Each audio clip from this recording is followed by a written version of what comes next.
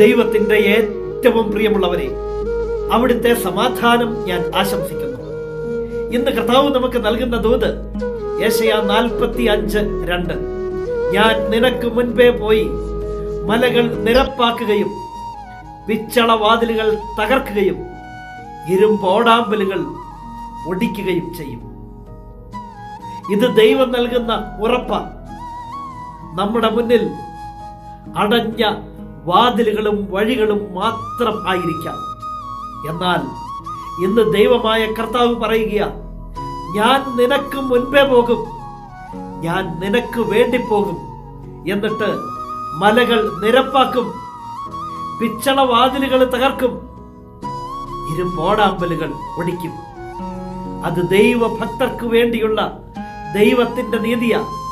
മലകൾ പോലെ ഒരുപക്ഷെ പ്രശ്നങ്ങൾ മുന്നിൽ ഉണ്ടായിരിക്കാം. ദൈവം പറയുന്നു, ഞാൻ നിനക്ക് മുൻപേ പോകും, എന്നിട്ട് ആ മലകളെ നിരപ്പാക്കും. അടഞ്ഞുപോയ വാതിലുകളായിരിക്കാം. അവിടുന്ന് പറയുന്നു, ഞാൻ പിച്ചള വാതിലുകൾ തകർക്കും. തുറക്കാൻ പറ്റാത്ത പൂട്ടുകളായിരിക്കാം വീണിരിക്കുന്നത്. അവിടുന്ന് പറയുന്നു, ഇരുമ്പോടാമ്പലുകളെ ഞാൻ ഒടിക്കും. അതെ, ഇത് നിനക്ക് വേണ്ടിയുള്ള നിന്റെ ദൈവത്തിന്റെ നീതിയുടെ പ്രവൃത്തിയാ. എങ്കിൽ ആ ദൈവത്തിൽ ആശ്രയിക്കാം, ആ ദൈവത്തിൽ വിശ്വസിക്കാം. അവിടുന്ന് നിനക്ക് മുൻപേ പോകുന്നുണ്ട്. ശക്തനായ ദൈവം നമ്മെ എല്ലാവരെയും സമൃദ്ധിയായി അനുഗ്രഹിക്കട്ടെ.